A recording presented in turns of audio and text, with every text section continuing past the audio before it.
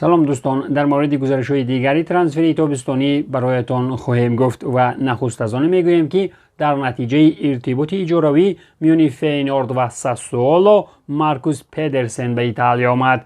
این دفاعگر 23 ساله در 29 بازی چمپیونات نیدرلند تنها یک گل زده است و اگر شود و بازی‌ها بهتر شوند ممکن عمر بعد در ایتالیا بماند.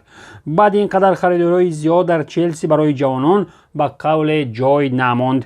این هم باعث گردید که دفاعگر 18 ساله با نام لوئیس هال به اجاره به نیوکاسل یونایتد روان کرده شد. دفاعگر رقم 20 زاغان را گرفت و کوشش میکند تا به پوچتینو نشان دهد که او را بیهوده سور کردند.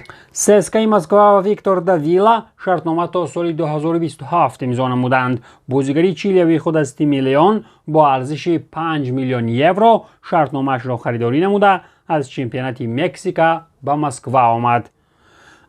امیو دفاعگر برندون ویلیامز را به اجاره به ایپسویچ روان کرد. فوتبال بازی 22 ساله موسم قبلی تنها یک بازی گذرانید. دیوید واشنگتن 18 ساله از سانتوس بازیگری نوی چلسی شد. حمله‌وری که با ارزش 16.4 میلیون یورو به لندن آمد صاحب شرطنامه 7 ساله گردید.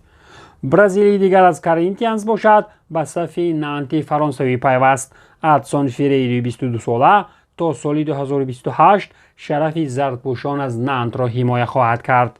همصف نوی رونالدو در النصر بازیگری 30 میلیونی من سیتی می باشد که دسته گواردیولا را یک طرف گذاشت و به سمت پروژه فوتبالی عربیان شتافت. ایمریک لاپورت هم بعد 5 سالی بود و باش در قسمت آسمانی رنگی منچستری اخیراً از رونالدو مصلحت میگیرد و میتواند در ماه دکامبر با رونالدو به تاجیکستان آید.